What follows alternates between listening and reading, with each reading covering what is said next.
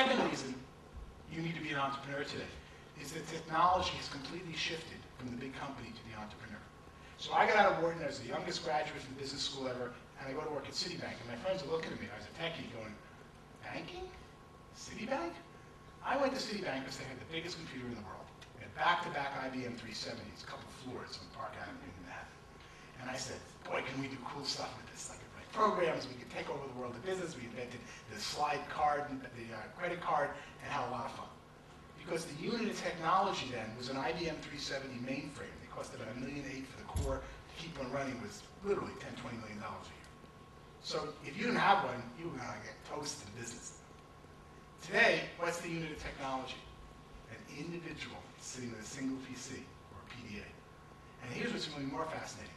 The largest companies in the world today, the 5 of the 10 largest companies by market net worth on Wall Street's capitalization even today, they don't make anything that makes a child smile. They don't feed you when you're hungry. They don't house you when you're cold. What do? They just make tools that make the people who make those things so efficient that the tool makers, I call it blessed be the tool makers, are more than 50% of the stock market value. They don't make an end-use product. They make tools and make people who make end-use products, make them more efficient. And the point there is, all they're focusing on is you. They focus on the individual sitting alone with an internet browser and maybe a PDA. And they get better and better and better and better because what that does to the rest of your economy, it makes you so efficient. So the unit of technology, of power, has now shifted to the individual from the large mainframe. And that's why entrepreneurs and startup businesses are so much more efficient. Or if you study very closely the 10 million millionaire families in the US, or read the book The Millionaire Next Door, it's just one person focusing on his business. But before, in order to grow your business as a plumber, you need a full-time secretary, right? You need a full-time person to answer the phone and talk to customers. There was no cell phones. Think what it was like to be an entrepreneur. You choked on your growth and lost all your money. Now, with technology today, you can focus on plumbing whatever you want to do, and you very quickly, like a 5-year plan, accumulate $1 million in almost any entrepreneurial field that you stay focused on. Because technology allows you to grow. How do you grow? You serve customers well, serve each other, you're going to grow. Third reason is much bigger, we're ahead of you in the States, is employee benefits. Time is best to be an entrepreneur because, and even in Canada here, you're here to talk about your personal portfolios. Your parents didn't have to worry about that. They worked for the auto company who invested everything until they lost it. If you realize today, benefits are all shifting. In the US, we're shifting health benefits to an individual. Where you just give them a pile of money and say, you have to buy health insurance, choose which one you want. And I'm the founder of the 2 largest companies doing that in the state. One of them exclusively does all the retirees for Ford, GM, and Chrysler. And we cover retiree health benefits by saying, here's the money, you gotta choose one of these options, but you don't spend, you get to keep. People like that a lot. Because now they're not fighting, they're making intelligent decisions on waiting lists or whatever they want to do for their health care, and God bless you, I hope this gets to Canada at some point. The fourth and probably the best reason to be an entrepreneur today is people don't realize it because they become an entrepreneur often for the wrong reason. They think, oh, I want to make more money, I want to make more money, and I want to make more money. But what they really don't get, and you have to get to be almost 55 like I am to see this, is during my year between college and grad school, I worked for my father with my 2 brothers.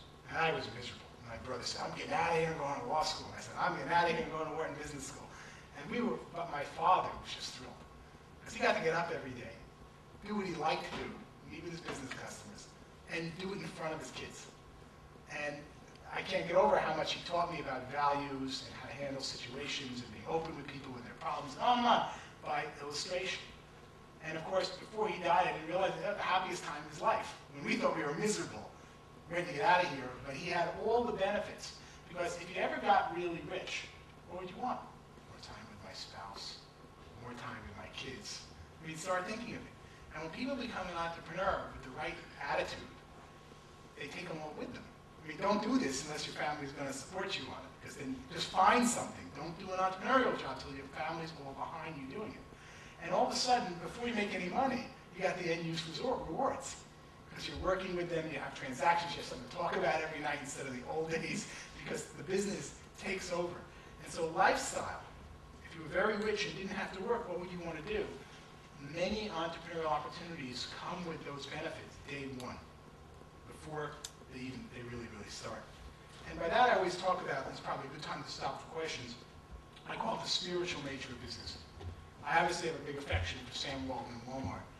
And one of the favorite things I love doing with my wife and my kids is Walmart. I take my kids there when they have $5 or $8 saved up. And I go when it's empty so I don't cause a line. And they know me at the local Walmart. And my kid has to go buy all the toys they want. Then they get to the register and it's $15 of toys and they got 8. And boy, is it tough for them to learn to put back. and they're helping, oh, ring this up, ring this. They play the game, God bless them. But more importantly, my wife and I go, and we're dressed up, nice dinner. But let's go to Walmart. And they're open until 10 o'clock and we sit there at 9:30. And I have to hold on with my wallet like this because these families come, God bless them, with the 4 kids, and they got $70 of obviously groceries on there, one night off, late night working to shop. And they got $90 in that cart. And the kids start crying when you take the stuff out. And that's why I want to run over and pay everything, and my wife holds me back. And you watch each item get rung up. And I go, Lisa, look at this. 1,000 people work day and night to give that woman that for 78 cents instead of 79 cents. Or add a little extra strawberries to the strawberry box. Think about it. Why are you all here? If you succeed in the business, you're going to give one more item, a little more value to that housewife. That's what Walmart's all about, or any good retailer. More for less money. And they fight and scream. And the ones who got the most value to that poor family, they're the richest. And they get richer and richer and richer and richer by giving more value to the lowest common denominator in our economy. 125 million Americans shop at Walmart every week. I'm not trying to laud Walmart. But I go, who but a loving God could create a world like this? That the richest people who get to go to these famous schools get out, and they're all sitting there fighting and competing to deliver more value to one person who didn't have any of our advantages. And the more and more and more we deliver, the richer we get, because we get the great reward.